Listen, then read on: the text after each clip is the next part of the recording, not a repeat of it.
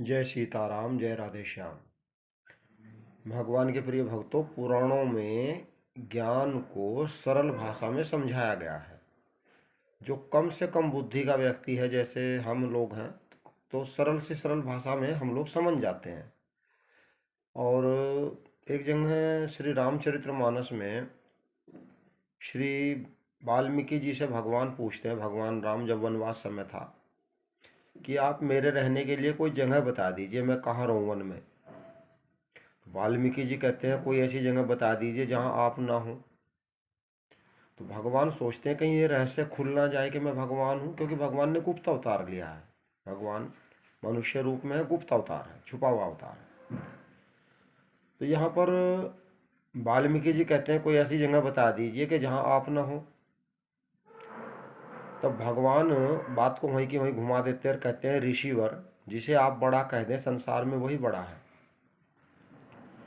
फिर भी वाल्मीकि जी कहते हैं, जब आप पूछ ही रहे तो मैं आपको रहने के स्थान बता देता हूँ। कहते हैं, जो मान अपमान सब कुछ सह लेते हैं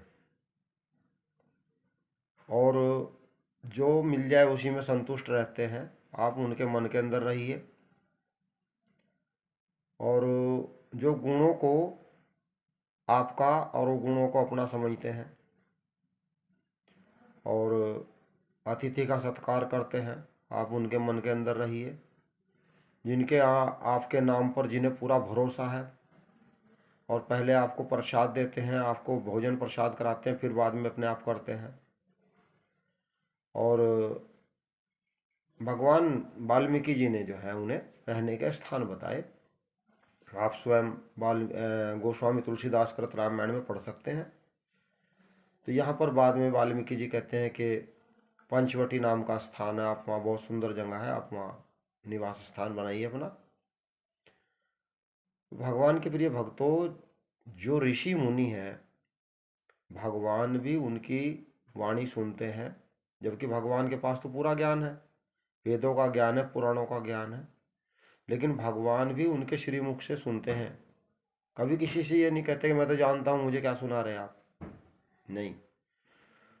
और लक्ष्मण जी, सीता माता जो है, वो सीता माता ऋषि पत्नियों से सुनती है ज्ञान को। तो भगवान के प्रिय भक्तों, ज्ञान कहीं से मिल जाए कोई बुरा नहीं है, लेकिन वो सही हो, उसमें मिलावट ना हो और वो कहीं छूटा हुआ ज्ञान ना हो, अधूरा ना हो। अगर थोड़ा सा भी मिल रहा है, जैसे कहते हैं अमृत, अमृत एक चम्मच होता है, वो भी अमर कर देता है। तो ज्ञान, थोड़ा सा ज्ञान भी व्यक्ति को, थोड़ा सा भी भगवान का जो कथा कीर्तन होती है उसका भी अगर थोड़ा सा भी व्यक्ति चिंतन मनन करे, तो व्यक्ति भव सागर से पार है।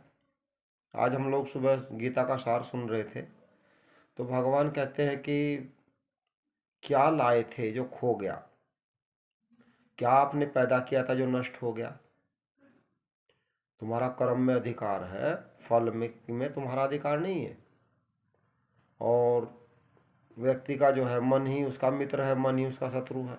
अगर मन अच्छे काम में लग जाए तो व्यक्ति का उद्धार हो जाएगा, मन गलत कामों में लग जाए तो उसका आत्मा का पतन हो जाएगा, फिर कीट पतंग ये सब पशु पक्षी योनियों में चली जाएगी।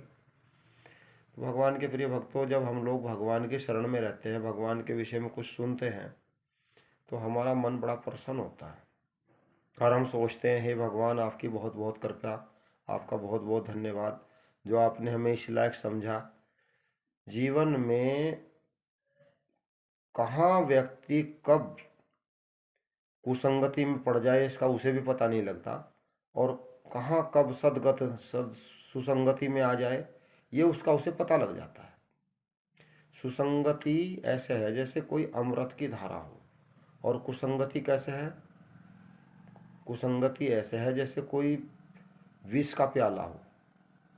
तो विष का प्याला न पी करके अमृत का प्याला पिएं। और परिवार में जो माताएं बहनें, जो बेटियां हैं, वो भी हमेशा अपनी किसी ऐसी सहेली, ऐसे अपने जो उनकी महिला मित्र होती हैं, ऐसी की संगति में रहें जो भगवान की भक्त हों और भगवान की कथा कीर्तन से प्रेम करती हों।